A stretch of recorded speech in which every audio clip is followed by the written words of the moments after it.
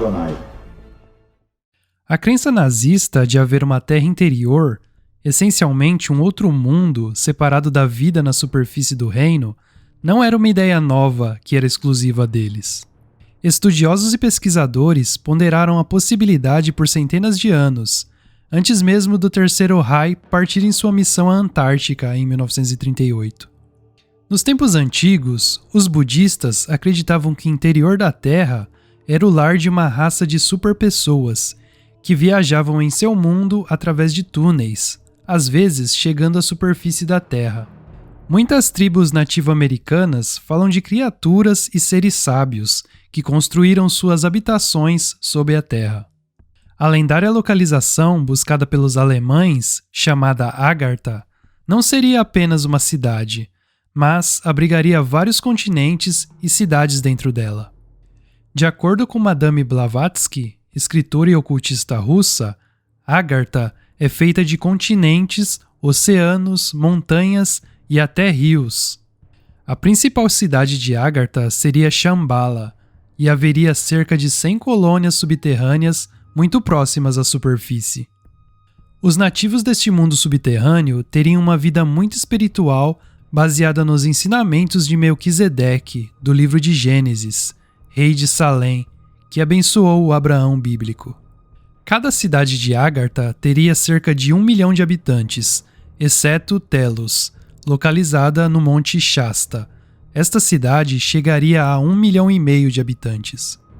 Das 5 raças intraterrenas existentes, haveria uma raça milenar, a mais antiga e mais avançada tecnologicamente, os sobreviventes de Atlântida. Falaremos mais a respeito disso adiante. Voltando à expedição alemã de 1938, um porta-aviões de nome Schwabenland cruzou o Atlântico Sul, com destino à terra da Rainha Maud, na Antártida, comandado por Alfred Richter, um veterano de operações em clima frio.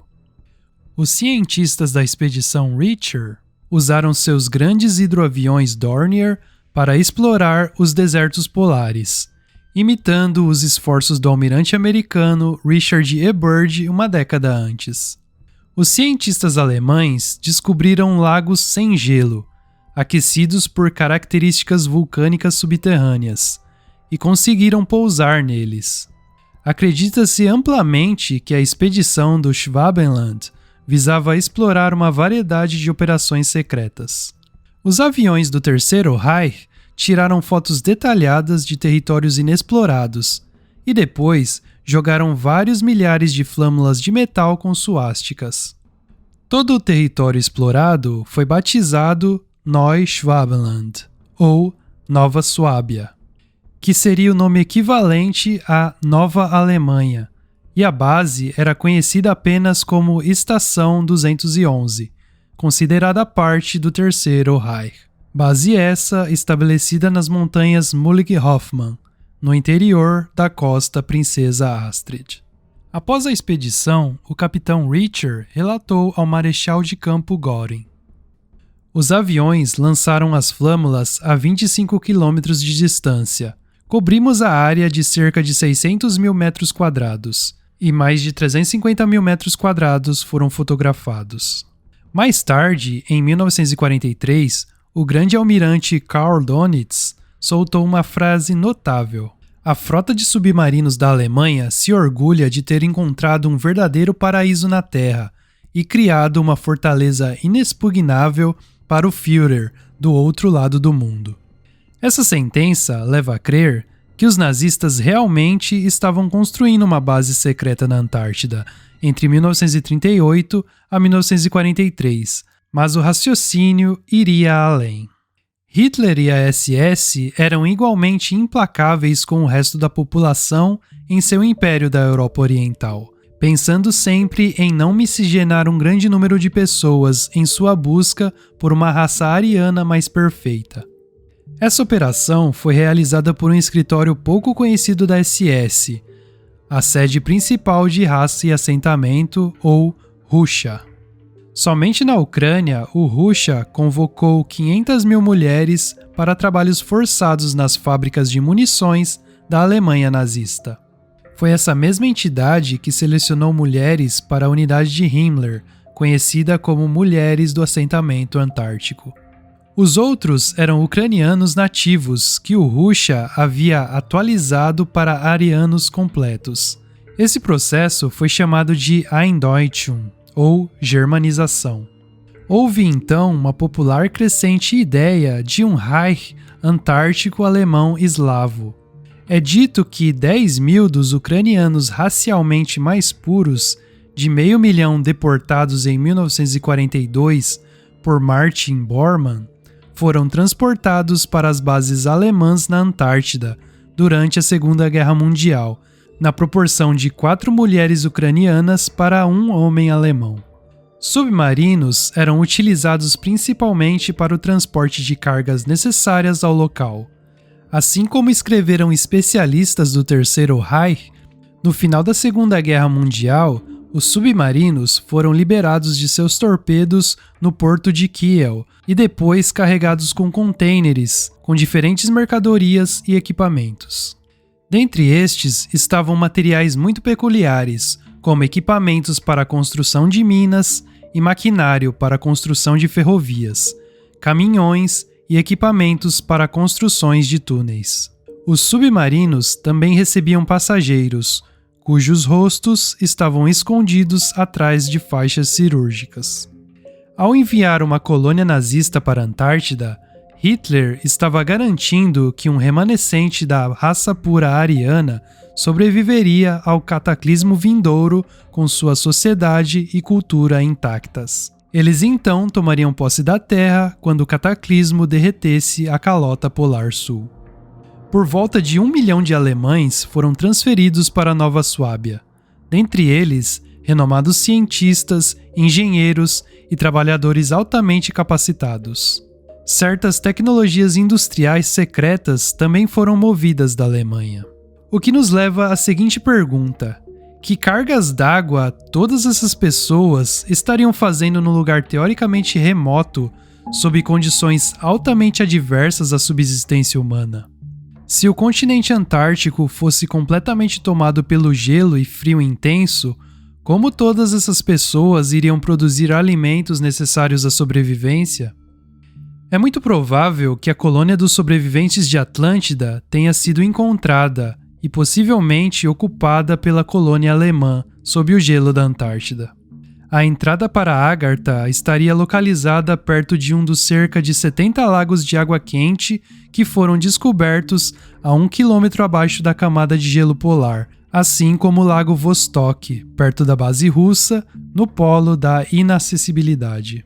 Os submarinos foram utilizados como meio de transporte, navegando por rios subterrâneos aquecidos, com temperatura média de 18 graus Celsius e cerca de 200 quilômetros de extensão. Localizadas acima da água estão abóbadas em formas de cúpula, cheias de ar quente, levando as águas aquecidas em direção ao oceano. Após a guerra, os americanos recrutaram vários cientistas alemães para trabalhar nos Estados Unidos na chamada Operação Paperclip, mas ficaram espantados ao descobrir que milhares de especialistas altamente qualificados do Terceiro Reich haviam desaparecido. Estavam desaparecidos, porém não estavam listados como mortos e jamais foram encontrados, juntamente com uma frota de mais de 100 submarinos. Outro fato curioso foi a rendição de um submarino nazista às autoridades argentinas. É dito que o próprio Hitler teria escapado no final da guerra e se refugiado no país. Estuvo Hitler aí, sim. Estuvo 3 dias, isso eu sim. Isso yo porque vimos los choferes y todo, padre Mónica también, pero nosotros teníamos que callarlo la boca. O perdíamos el trabajo. Y debe de haber sido fines del 53. ¿Y en qué circunstancias? Vino ahí, venía. ¿A dónde? Al edificio a hablar con Pavelich. Venía caminando con los 3 guardaespaldas y la señora. Prácticamente lo traían caminando, ¿no? Que apenas caminaba él. Tenía la misma pinta. La misma, de blanco, pelo corto, tipo militar, cortado, sin bigote. Os Estados Unidos, tomando conhecimento desse fato e das repetidas rotas alemãs para a Antártida, no final de 1946, enviou o famoso explorador polar da Marinha, almirante Richard E. Byrd, com a finalidade de encontrar e destituir tal base alemã na maior e mais famosa operação já realizada no continente gelado, a chamada Operação High Jump. De acordo com um memorando da Marinha Americana de 1946, o objetivo da missão era consolidar e estender a soberania dos Estados Unidos sobre as áreas da Antártida, investigando possíveis locais de base e ampliando o conhecimento científico em geral. Porém, uma expedição dita científica, composta por um porta-aviões, 23 aeronaves e helicópteros, um submarino, 12 navios e cerca de 5.000 homens, parece no mínimo suspeita. Em uma entrevista dada por Byrd à imprensa, antes do início de sua expedição, foi afirmado: "Minha expedição é de natureza militar", sem dar mais detalhes.